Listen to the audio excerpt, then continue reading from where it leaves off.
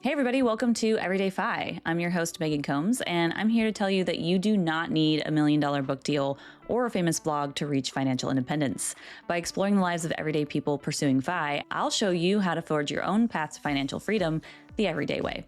If you'd like to support the show, check out my Patreon at patreon.com/everydayfipodcast. You will get ad-free and a bonus episode every month when you sign up. So you don't have to listen to silly ads selling you toothpaste or razors or whatever the ads are trying to sell you. Today, I'm going to be talking with my new friend, Paul, who is on the show with me. Hey, Paul, how you doing? Real good. Awesome. Thanks for being here. So why don't you tell us a little bit about yourself? Well, my name is Paul. I moved across the country just about 2 years ago. I became FI just before my 60th birthday. I quit my job and retired for good. I was a late starter. I really started in earnest around my 50th birthday and was able to reach FI by my 60th birthday. It wasn't a $1 million book deal, trust me. In that first year that I was retired, all I did in that first year was write a book, become certified as a personal financial wellness consultant, and move across the country. So retirement has not been hitting a Barca lounger, that's for sure. Yeah, I also just quit in January. So we're recording this on March 10th and I quit January 2nd. And I swear I'm busier than I ever was when I worked, because I don't know about you, but when I worked, it was like a very set, you're at your desk, 9 to 5, 9 to 6, 8 to 6, whatever. And that's it. And then maybe you go to gym, have dinner, go to bed, do it all over the next day. And so it was very scripted. And now my life is way less scripted. And so it feels more busy because there's a lot more planning and building blocks to your day than there are with a regular job. I don't know if you found the same thing, Paul, but that's what I'm finding, at least in the first 2 months. I'm calling it more of a sabbatical and less FI at this point, but I'm thinking I'd have to go back to work at some point, but we'll see how long it goes. I have absolutely found that to be true. Kind of the inverse. People ask, am I bored? And I said, no, I was bored when I was at work. Now I'm having a good time.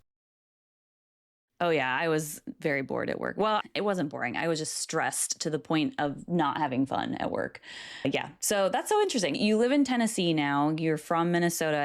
I think you mentioned before we started recording that Tennessee is cheaper than Minnesota. Is that true? I would not have thought that, like, at all. It really is, yeah. Wow. Well, there's no state income tax in Tennessee.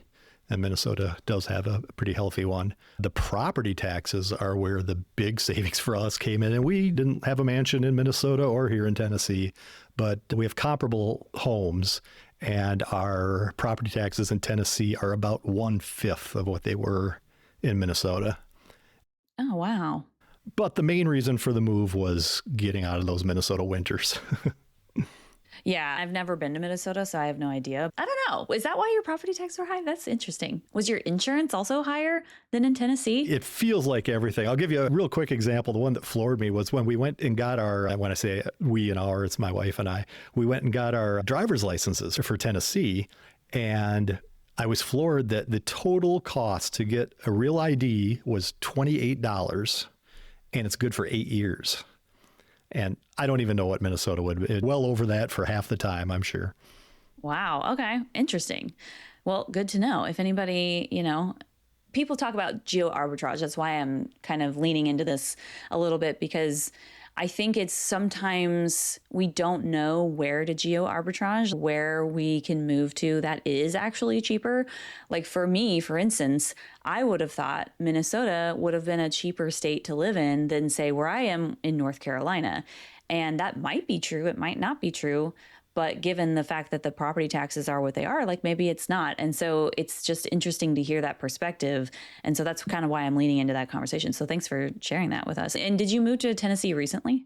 Yeah, we sold our house in Minnesota in September of 2024. So getting close to 2 years now. But the first 6 months, what we did was we Airbnb'd for a month at a time around North Carolina, Tennessee, South Carolina, and just to try to determine where we wanted to land. What really did it was we vacationed in the Asheville area of North Carolina and just loved it there. It's so beautiful. So we decided that's where we were going to move and kind of put together a 5-year plan and stuck to it. When we moved out and we were going to start the Airbnb around, it was like a week after Hurricane Helene. So that kind of took North Carolina out of the running for us in a lot of ways. But we did spend some time in the Knoxville area of Tennessee, the Chattanooga area, Greenville, South Carolina. We were around, we went to 5 different places in the 6 months, I believe. And the Eastern Tennessee, Knoxville area kind of won the battle.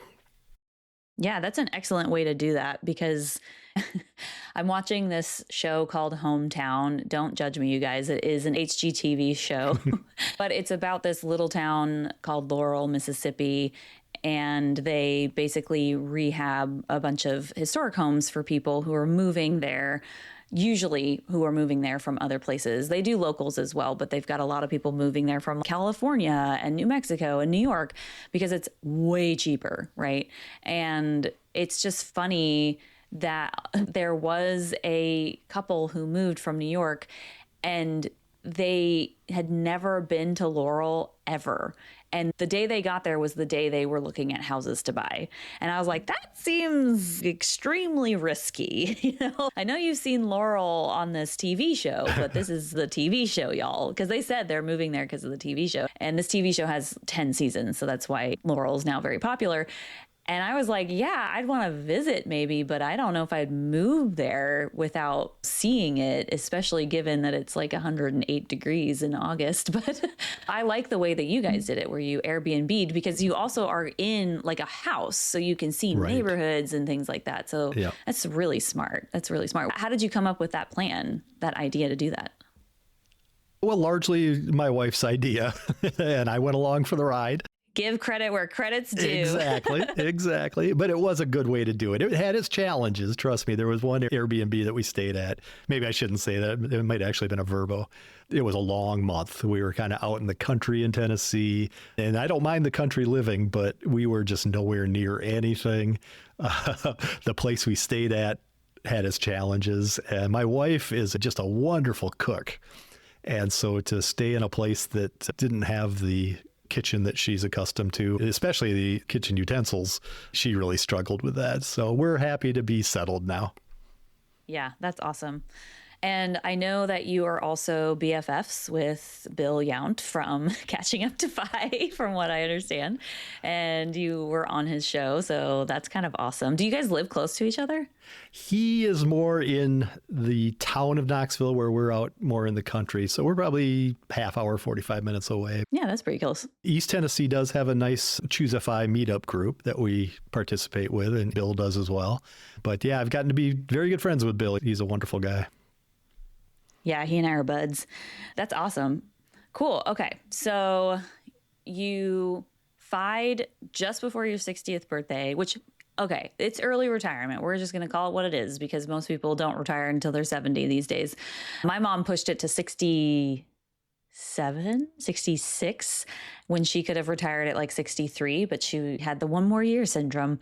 And she really wants to come on the podcast and talk about that. She's like, I want to talk about real retirement. And I'm like, well, that's not really what FIRE is, but sure, we could talk about it. Okay, so what was your career? Or do you not want to talk about it anymore? I get it. People ask me what I used to do, and I'm like, I don't even want to talk about it anymore. No, I don't mind. I spent most of my life managing small businesses. Way back when I got out of college, I started in retail and managed retail businesses for a number of years, including after... it was men's clothing stores for about 15 years, different companies. And then I spent 7 years owning my own business. I got into franchising. I had 2 UPS stores. And I did that for 7 years and then got out, bounced around a little bit after I sold my business, and then spent the last 12 years. That was the longest tenured job I had ever had, was my last one. I did that for 12 years. And again, it was a small business. My title was general manager. I always say when you're the general manager of a company with 12 people, you prepare the taxes, you do the payroll, you take out the recycling, you fill the pop machine. It's one of the things I loved about the job was that it was kind of all encompassing. Yeah, you were a many hats person. Exactly. That's awesome. Yeah, cool. Okay. And now you're retired and now you're just living life. What's your life like now that you're post financial independence? How many years has it been, or months are we in now? Well, it was September 24 that I left my job. Like I said, I've kept busy. I published this book. I had this idea for a book for a number of years while working, and I kind of started on it and was tinkering with it, but it wasn't really until after I left my job that I was able to jump into it. And it's really true what they say about needing to clear your mind of all the noise that employment can bring on.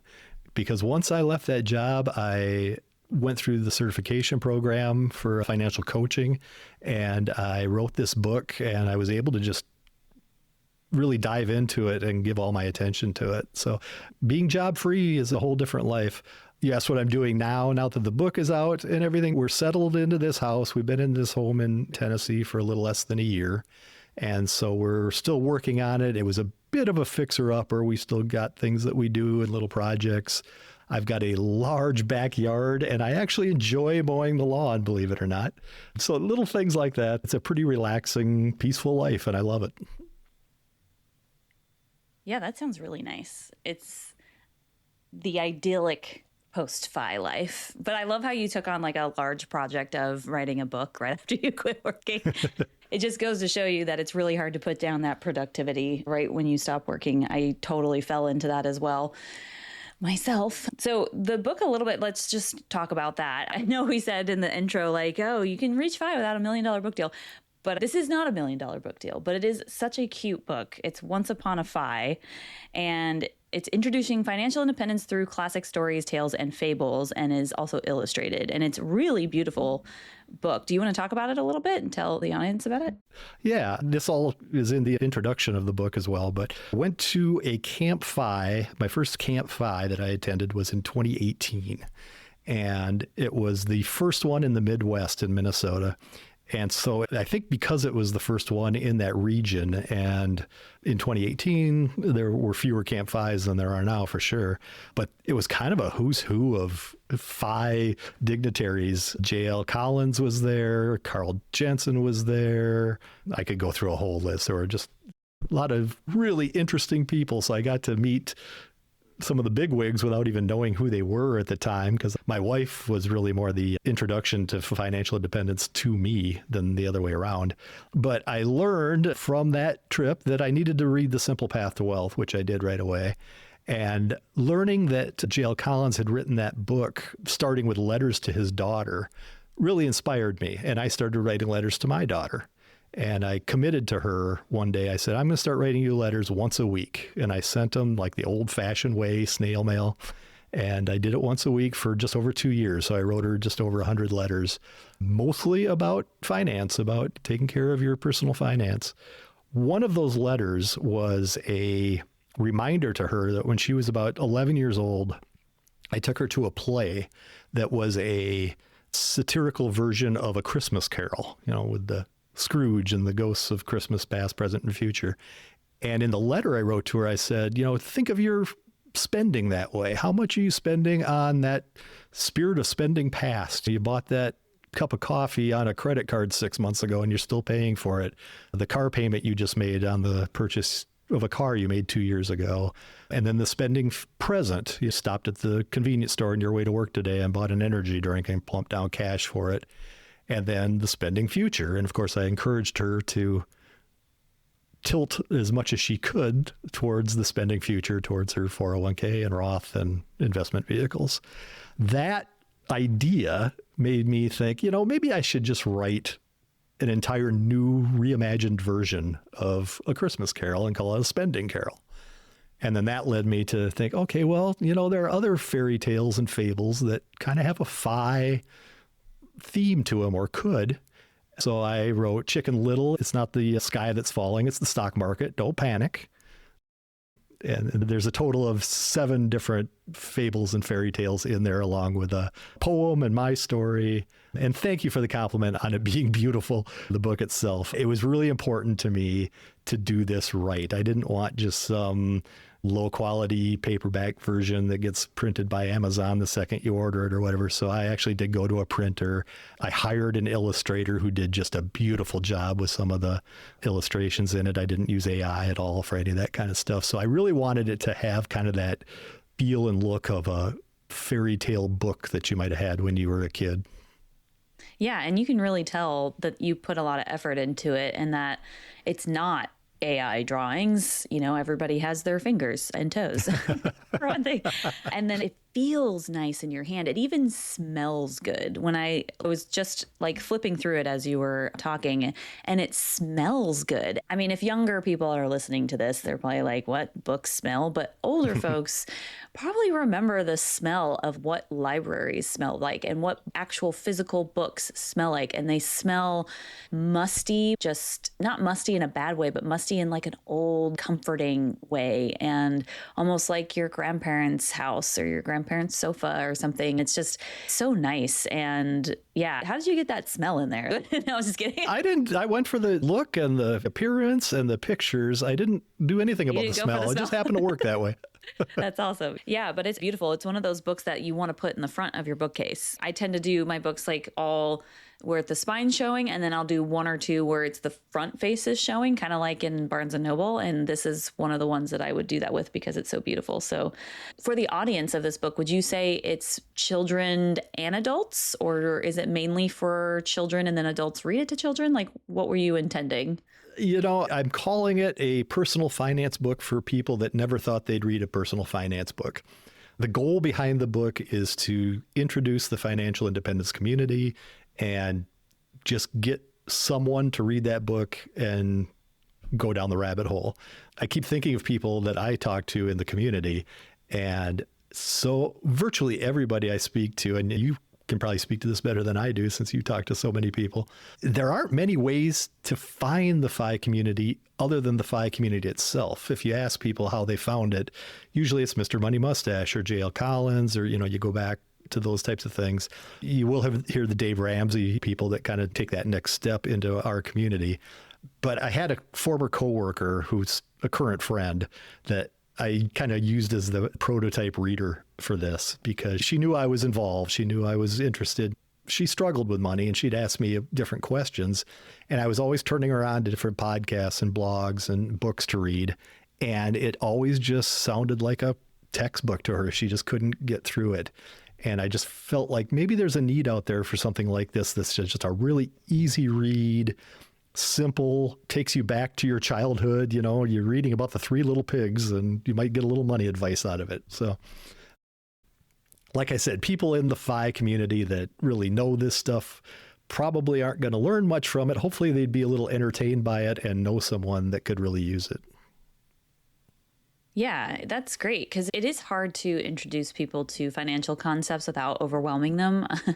I remember I talked to a friend who was in my life and she said she wanted to learn more about finances and she asked me some questions. And of course, my fervor came out in the conversation and I overwhelmed her. And she actually started tearing up. And I was like, oh my God, I'm so sorry. And she's like, no, it's not because of you. She was like, it's because I just realized how little I know. And it's making me feel stupid that I don't know this. And not that I was making her feel stupid, but she's like, the fact that I am the same age as you and you know all this and I don't, I'm like, how did I even get like this? And that's what she was feeling. And I just felt so bad. I was like, no, that sounds like I did it. But I think a book like this would be a lot better because I can say, okay, I'm going to introduce you to these concepts, but it's going to be in terms that are a little bit more enjoyable, simpler to understand, so you're not overwhelmed. And then maybe you can take one of these concepts and run with it and research it and things like that. So I really appreciate that this book exists.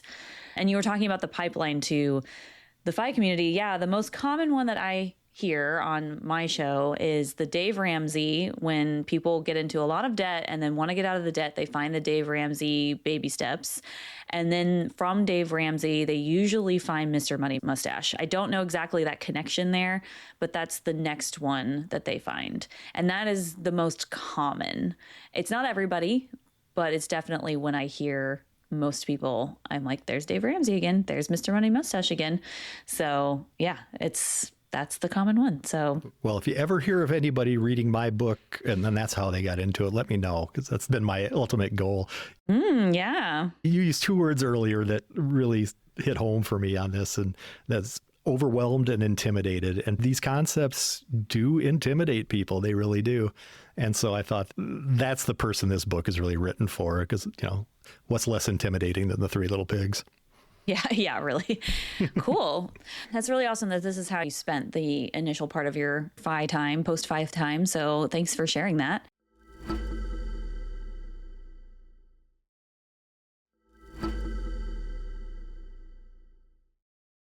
And, this is Everyday FI. We want to get to know you, Paul, not just your book. And so I'd love to dive into your money story a little bit if you're ready for that. Sure. Yeah. So what is one of your earliest money memories? I keep getting asked this and I give a different answer every time because after I answer the question, I come back an hour later and think, oh, there was another one that I just thought of. So I'll give you this one. When I was about 12 years old, my father and mother took me and bought me a little dirt bike, like a little motorcycle.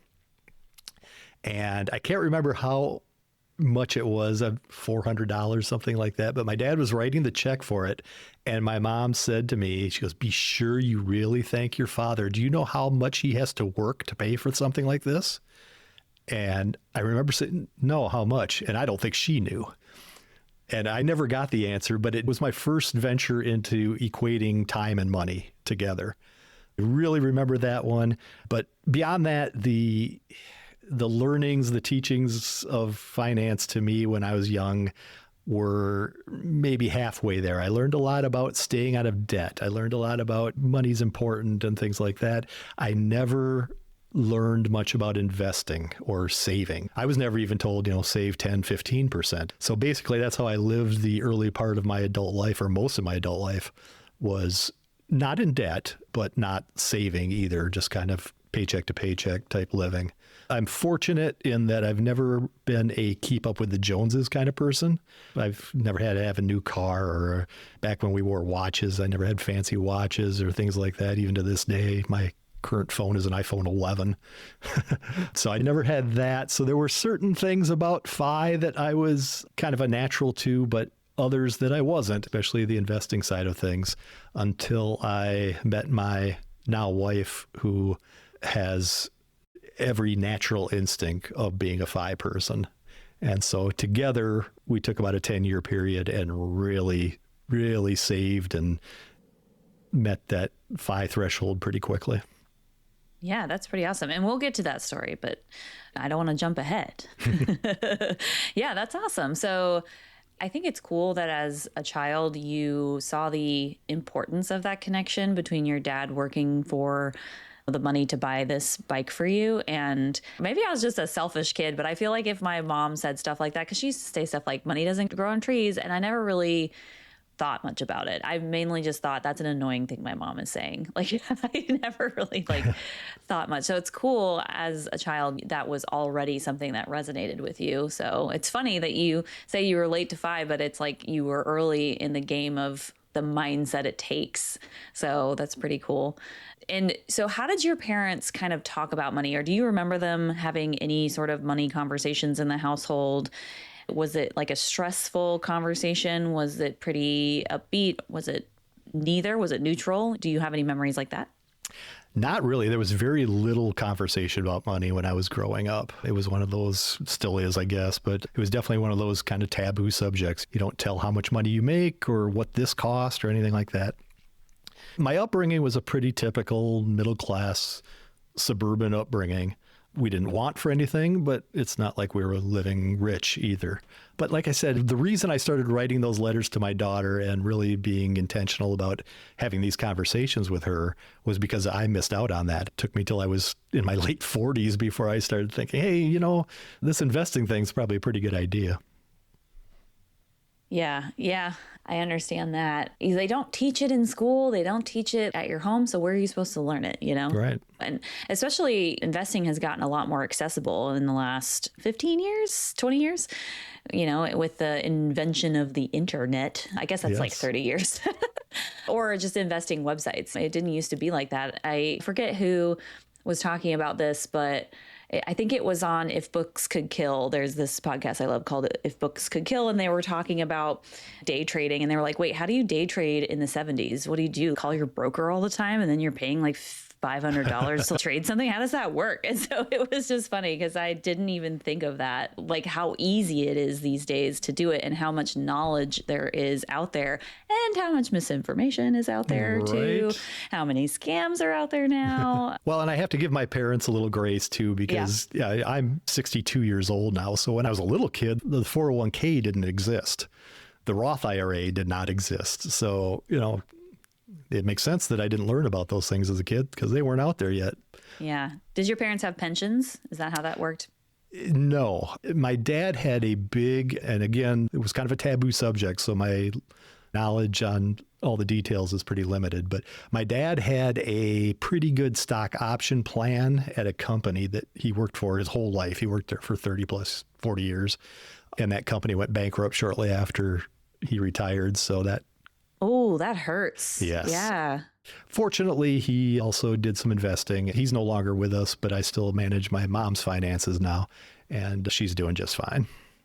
Oh, that's good. That's great. Yeah, I have a family member who was head of the science department at a local junior college in our town, and she did it for, 20 plus years, had a pension, didn't save anything else, and the school went bankrupt and her pension was gone. And so she lives off Social Security now, and that's it. That's all she has. And I was like, oh my gosh. And so I think that's what's a little scary to me about pensions. I think people talk about pensions and whether or not they're safe or not. And I think even if I had the safest pension in the world, I would still be investing outside of it, just in case. I mean, maybe that's the FI mindset. We're very conservative in this community, but it terrified me when I heard that because she lives on like $1,800 a month, and that's not a lot of money. So I know people can make it work, but that's not a lot of money, man. So yeah.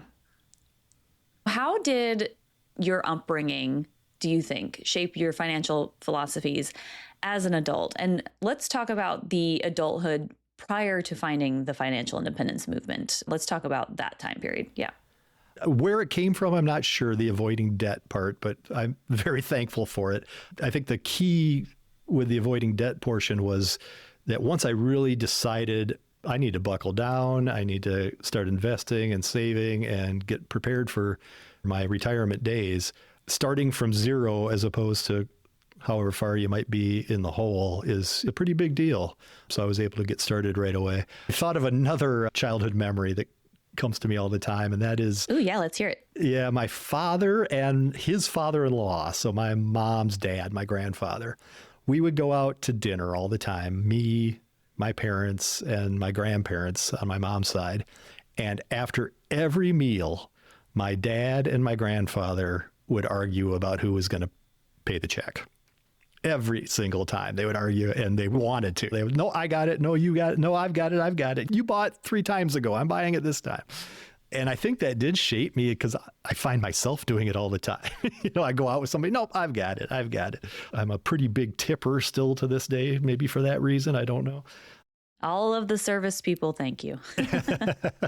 Well, they work hard. They earn it. So that carried me up until probably my mid 40s. Like I said, I was very much paycheck to paycheck. I'm a big fan of Billy Joel. He has a song called Keeping the Faith, which I really love. And a line in that song is, ate an awful lot of late night drive-in food, drank a lot of take-home pay. That's a good FI lyric. It hits me every time I hear that song because that's really how I lived. I just didn't think anything of going out to a restaurant and having meals and drinks and paying for it. And then I'd drive home in my beater car. I sometimes wonder if the tab I paid at the restaurant was more valuable than the car I drove home in. Oh, goodness. Yeah. That's a good one. I love Billy Joel. One of my favorite songs is Vienna. Yes, it's beautiful. Yeah. And there's a line in there that I think is very apropos to like at least the millennial generation. And it's slow down, you crazy child. You're so ambitious for a juvenile. And it just makes me think of like how there was this kind of rise and grind type of mentality when we were in our 20s, that if you're not working 10-hour days, then you're not working enough type of thing. And I always had second, third jobs when I was in my 20s. And it burnt me out so fast. And I really think that that's what pushed me towards wanting FI and to retire. And not just FI, but FIRE, like retiring early, because when I found the FIRE movement in 2019, I was 31, 32, barely into my second career. I just changed careers. And when I heard, oh, I could not work at all, heck yeah. Like that was actually the goal. I was like, I don't want to work, or if I do, I want to do something super chill. So yeah, I love Billy Joel. He just speaks to all of us. Great writer. Yes.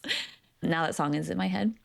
Well, that's amazing. Okay. So you had the philosophies of no debt and high amounts of generosity, but you were spending a little too much money on food probably, and then you weren't really investing or not investing at all. But if you weren't in debt, like that's a good place to start from, because at least, you don't have that to contend with once you find financial independence. So let's talk about when you found it. So when did you find it? How did you find it? Why did it speak to you when you did find it? So I'll tell you another story to kind of get to that point. When I was in my mid 40s, I had sold my business and I took a job with a financial planner. And it was a financial planning firm, a small firm. And they did this little seminar for all the employees. And one of the financial planners who'd been in the business for decades kind of stood up and talked about investing and how important it was. And he basically said, I think it was actually his exact words. He said, and if you're 50 and you haven't started yet, it's too late. And at this time, I was about 45 and I was just, oh my gosh, it's too late for me, or I'm very close to too late. And so I kind of did get started at that time. I still wasn't making much. I was divorced with a joint custody of my daughter. So money was not in a large supply at that time, but I did what I could. And then shortly after that, I started dating this wonderful woman who is now my wife. And she was all about saving. She just had this natural instinct to her that she was going to retire early. This was before she had known anything about FI. She already had it in her. And then she discovered the FI community. Actually, she was reading a Yahoo article about Go Curry Cracker. And that they were traveling around the world, early retirees, and that kind of led her down the rabbit hole, and that introduced her to Mr. Money Mustache and J.L. Collins, and she started introducing those things to me, and I was starting to listen to some podcasts and reading a few things and things like that, but then when we went together, she came to me actually and said, hey, I'm going to go to this event. It's called a Camp FI. It's in Minnesota. We just discovered it. You can go if you want. It's up to you. She kind of left it up to me. And thankfully I said yes, because that was a big moment for me to go meet some of these people. And I was inspired and all in. Once that camp was over, we came back. We went to several more after that, but that's when we really hit it hard. Now we're getting to the point where now my daughter's moved out. That young lady and I were married, so we were double income, no kids, both had good incomes going. So frankly, it's a lot easier then to have a high savings rate when you still want for nothing. Yeah, for sure. And it's amazing. I think this is the first time that somebody said Camp FI was what did it for them. Oh. Usually they'll find something before that, and then Camp FI is one of the things that solidifies it, but they've already read stuff. They've already gone down the rabbit holes of the blogs, but it sounds like you're like, nope, Camp FI was it for me. So was there something at Camp FI, like a certain experience you had, or is there something that pops out in your memory that stands out in that first one for you that really drove this idea home? Yeah, it's J.L. Collins. When he walked in. Was he there? He was, yeah. Oh, wow, that's awesome. I could really name drop with that first Camp FI. I'm telling you, there were a lot of people there. My wife and I were sitting in the community room, and she had talked about, wonder if J.L. Collins will be there. And oh, did she fangirl when he walked in the room. I knew of him, but I didn't expect that kind of reaction from my wife. And we ended up hitting it off with he and his wife, Jane. We sat and talked a long time. My wife was in a mini retirement at that time, and they were leaving for a Chautauqua in a couple of months, and they were still looking for a dog sitter.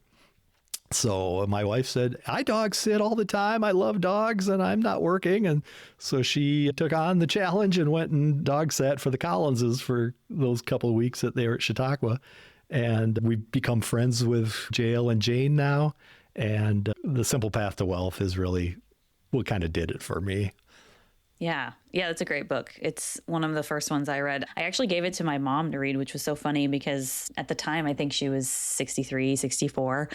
And obviously, she's not going to early retire, but she was like, this is great because now I can figure out how to reduce my RMDs, which are required minimum distributions for people who are retiring at a more traditional age. You do have to worry about that a little bit, where they will require you to take out a certain amount from your post-tax retirement accounts after a certain age, and therefore they get taxed higher because it's usually a lot of money. And so the way that you can circumvent that is through Roth conversions. And so she was looking at the Roth conversion piece of it as like her way out. And so I just thought that was really cool that she still found something valuable in that book. And then she bought a whole box of them and handed them out to all her staff. So she was CFO at Berkshire Hathaway in North Carolina. So not like the big Berkshire Hathaway, but like the one in the regional North Carolina.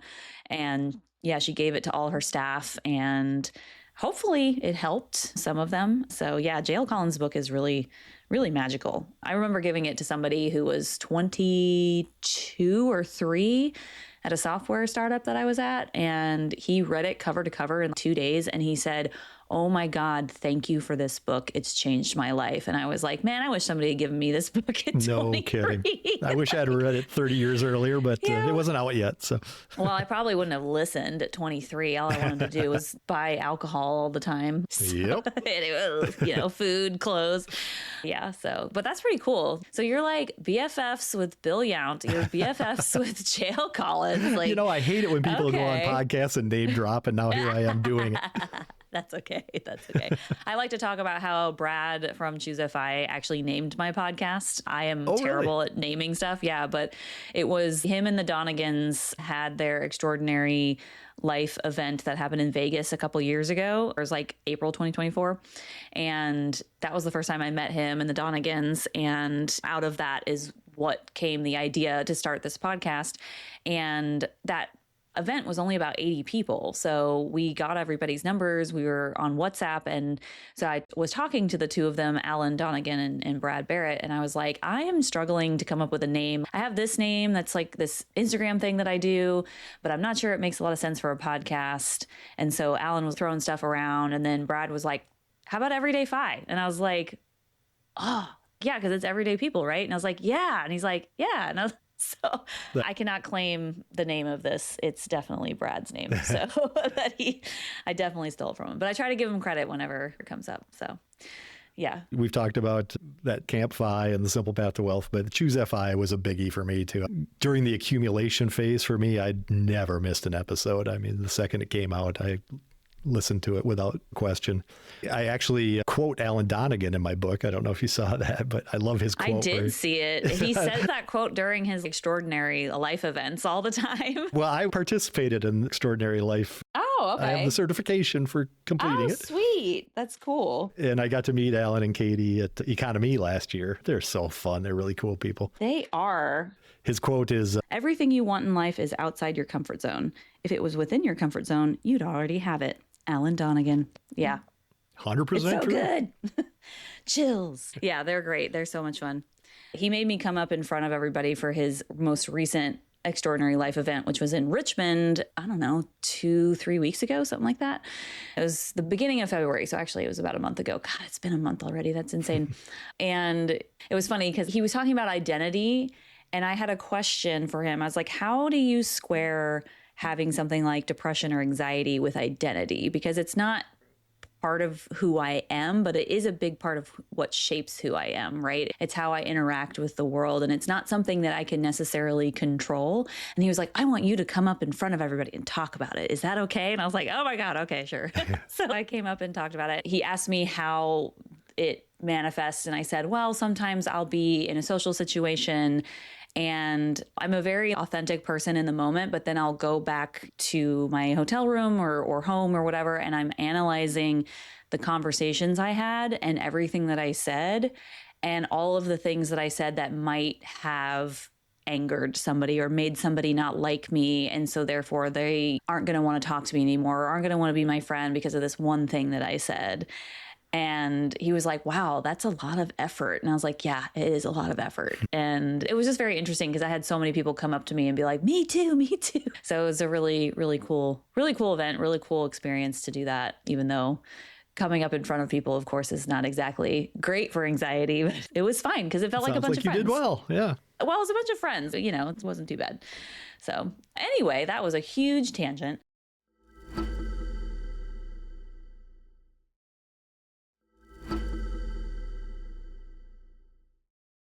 Okay, so you found FI. It's mainly because of your then partner, now wife, and it was all because of meeting JL Collins and becoming best friends.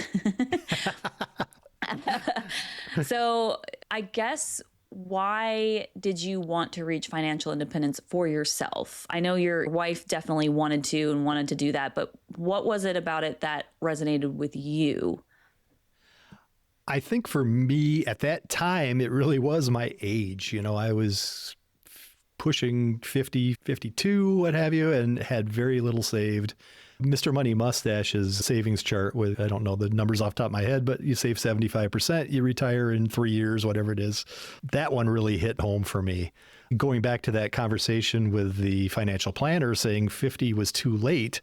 Now I look at this chart that Mr. Money Mustache puts out, and no, it's not too late. And I can retire in 10 years if I save this percentage of my money. I think that's a big part of what I try to do with my book too. And when I talk to people, when I coach people, I think a big part of it is to start with some hope. I think a lot of people just don't think it's possible, or they do think you have to have that $1 million book deal or get rich quick or what have you. And once you learn that that's not necessarily true, you just need to buckle down and save and stop spending foolishly. That is possible. And once I learned it was possible and I could do it, I went full bore. So were you more wanting to retire at a normal age and you just happened to retire early, or were you trying to retire earlier than 65? The retirement portion of it wasn't as critical to me as just, you know, knowing I'm going to have to retire at some point. I'm going to reach an age where you just don't work anymore. And I just wanted to make sure I had the financial security whenever that time came. I actually did retire earlier than I expected. My job kind of went sideways on me where I just didn't want to work there anymore. At the time when I started, I didn't think that would be the case at all. I thought this was a job that I could do for a long time. I enjoyed it. I was good at it, but things can change. And thankfully I was prepared for that change. Yeah. And that's what I tell people who say, well, I don't want to retire early. I love my job. And I'm like, oh yeah, you don't have to retire early, but wouldn't you want to reach a point where you don't have to work, that you're choosing to work? And then if your job, say, changes in a way that you can't control and it's no longer enjoyable, you can leave without any sort of fuss, without any sort of stress. Wouldn't that be nice? And then that clicks more for people than quitting their jobs, at least for people who have that kind of lucky scenario. You know, I have never been in a job where I love it so much that I would do it for free. Like when people say find something you would do for free, I'm like, there's nothing. Like, where do you find that? What are you talking about? I've had both. Well, especially when I owned my own business, I loved that. I just never dreaded getting up and going to work in the morning. I've had jobs though where I really dreaded it, where just every morning I just did not want to go. And it's just, that's no way to live. And you never know when your job can turn to be like that. So as JL Collins would say, having that FU money is a big part of the security. Yeah, absolutely. Awesome. Okay, so let's talk a little bit about your current challenges and some of your current wins. So do you have any sort of challenges you're going through right now that maybe the community can learn from and that you want to share? We're still kind of in this settling in phase. We've been in this house for 10 months now, almost to the day. And the house itself is 2 years old. And we've been saying you wouldn't think a 2-year-old house would be a fixer-upper, but it's turned into that. We've had to put a lot of time and effort into this home, but it's really becoming what we want it to be. And it could easily be our forever home. So that's kind of where we've been pouring most of our energy in the last year or so is this transition into a new home, a new area, making new friends. And the FI community has helped there. The Choose FI meetup group that we belong to here at Eastern Tennessee, we've made really, really good friends from that network. In fact, another couple that attends this group and us have become just best of friends. We spend all kinds of time together, and we're going to Economy together in a couple of weeks. That sounds like fun. Yeah, I always say that my financial security doesn't necessarily come from how much I have. It comes from how little I need. And I was talking with Bill Yount not too long ago about identity, and he's a ER doctor, and he's going through what he's calling the fog of FI and trying to wrestle with the challenge of whether to retire, whether to work part-time, and he's kind of easing his way out. But we talked about the identity factor and how he's a doctor. And I never had that job. I never had that job that gave me a one-word title. I was a manager of a small business, or I was this or that. But I think the identity comes from having that title. You're a doctor, you're a lawyer. You literally say, I am this. And I never had that. So I didn't really fight the identity factor of retirement that a lot of people do. Yeah, I feel like doctors get it even worse because I think it would be a struggle to know that you have this level of knowledge that other people don't. It's so much schooling, and the schooling is all for helping people, especially in an ER type of situation where your presence is the line between life and death for somebody. And I feel like that would be really hard to walk away from because of how much purpose it gives you, and how much meaning. I walked away from preparing taxes for a company. He's walking away from saving lives. That's very exactly. different. I walked away from doing freaking PowerPoint presentations and logging crap in Excel. Not numbers either, just like plans. Well, anyway, and making the corporation more money. Yay. Yeah, I feel like that would be a lot harder to walk away from. But then you also get burned out a lot faster as the ER doctor, right? So yeah, I want to have Bill back on. He was on the show several episodes ago. I'll put his episodes in the show notes, but I want to bring him back on because his journey has now changed because he has reached FI. I think they just released the episode on his show where he's reached it. And yeah, I want to bring him back on to do like an update on, okay, what's next? What are we going to do now? What's going on? And their show has taken off, which is amazing. It does really well. I'm so jealous. No, I'm just kidding. No, I'm so happy for them because they've worked so hard on it, and I love that it's taken off. But yeah, anyway, I went on a tangent. I'm sorry. I just love Bill. He's my buddy. So Bill's a great guy. So is Jackie. Jackie's fantastic. I don't know Jackie personally. Sorry, Jackie. No offense. I just don't know you personally. I know Bill. I've actually just talked to him about a week ago on Zoom. We just had like a Zoom catch up. So it was nice. Okay. So Paul, let's talk about some of your current wins right now. Who wins? Well, as I said, settling into this house and settling into retirement is kind of the ongoing challenge. I'm learning to play the piano. Is that a good win? Yeah, I love that win. That's great. I actually got this. I'm going to name drop again. I apologize. But Jordan Grummett, Doc G, was at that Camp FI in 2018 that I attended too. And he's got a great podcast. He's a great guy. And he's got a book called The Purpose Code that affected me. Because, when you go through retirement, if you are deriving your purpose from your job, all of a sudden that goes, and you really do need to find other things. And one of the things he says in his book is to kind of go back to your childhood and think about the things that really brought you joy. And that hit home for me. When I was in third, fourth grade, probably, I took piano lessons. And so I am able to read sheet music. I retained that much of it, but getting it to go from your eyes to your brain to your fingers is really a challenge. I've read that it's really a good thing to do for the aging brain. It's a good thing to work on, to keep your sanity, I guess. And I understand why, because while I'm learning music and while I'm playing, if I lose focus for one moment, I mess up. You really have to concentrate. And so I think it's good for me, besides something I enjoy. Yeah, that's pretty cool. I'm going to try to learn some Billy Joel. Yeah, that would be great. Yeah, I would love to learn an instrument. I've never been able to do that my whole life. My mom has a piano in her house that she never uses. And she's like, I really want to get rid of this thing. And I was like, no, I'll take it. And she's like, well, when? Yeah, we don't have a lot of room in our house right now, but Well, I tell you what, this is very FI oriented because I bought this little electric piano for about $250. And it kind of plays like a big piano would. It's got weighted keys. It stands up. It's not like a little rinky-dink keyboard. It feels like you're sitting playing the piano, but sure didn't cost much and it sounds good. yeah, that's pretty cool. Yeah, I think my mom's is one of the it's an upright. Yeah. Not like the big fancy ones, but just a regular one that you can put against your wall, but it's very heavy. So we would have to get movers because she's about an hour and a half away from me. So there's no way we can just chuck it into the car and bring it back. She said it needs to be tuned. So I definitely would have to do that, but that's easy. That's fine. We have a local shop that does that. But I worry that because I didn't do it as a kid, that I would get this piano and then never touch it.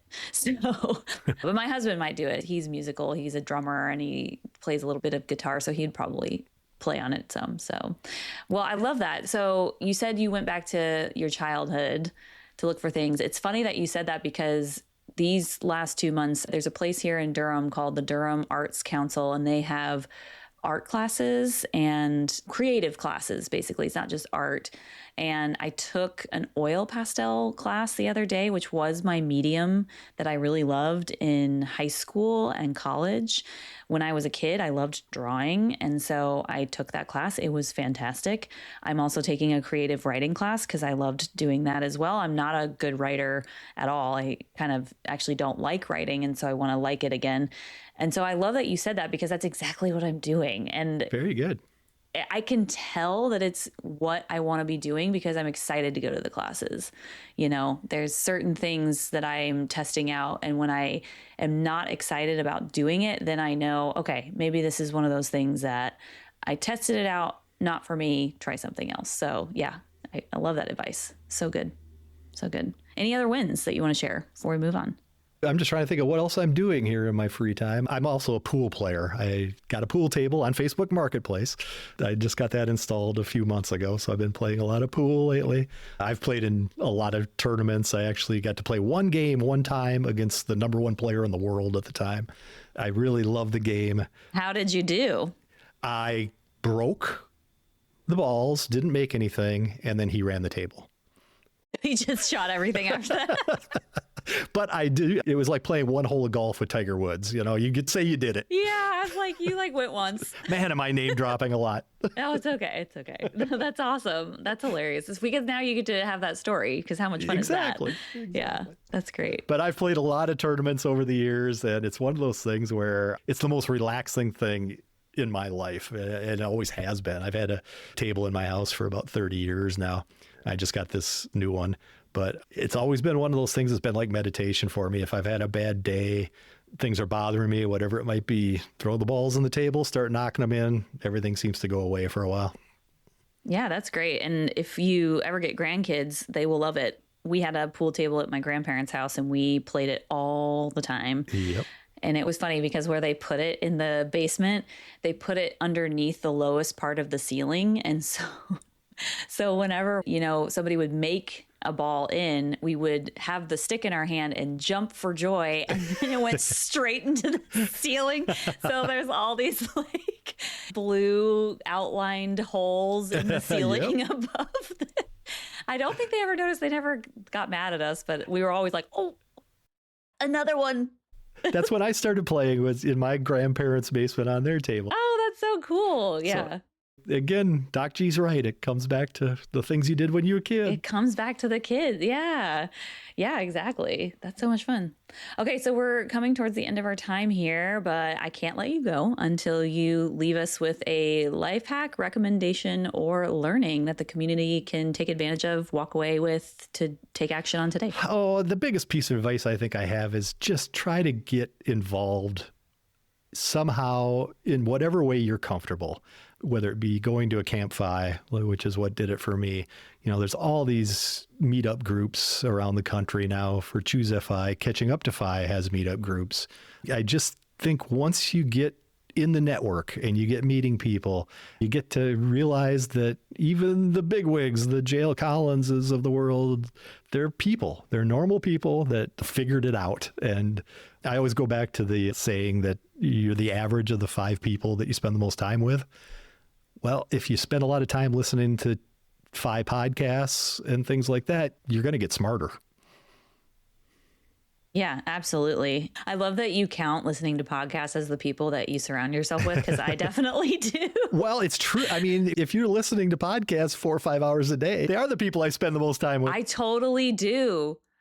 I have my phone in my pocket and I turn them on as I'm cooking, cleaning, doing chores, anything in the car.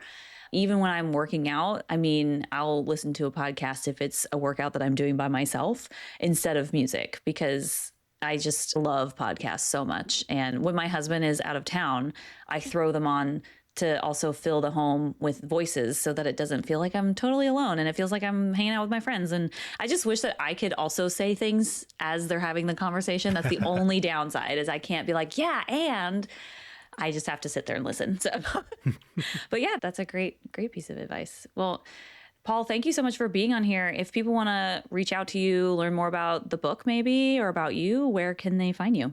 There is a website for the book itself, onceuponafi.com. There are the links to get the book through Amazon. And then there's a contact us link as well that goes directly to my email. I'll be happy to respond. Awesome. Well, thank you so much. And thank you for being on the show and telling us your EverydayFI story. Thanks for having me. It's fun. Thanks for listening to the show. If you enjoyed this episode, make sure to hit subscribe and leave a quick rating. Also, hit up my Patreon at patreon.com/EverydayFI podcast for ad-free and bonus content coming in 2026. I'm Meghan Combs, and I'll see you next time on EverydayFI.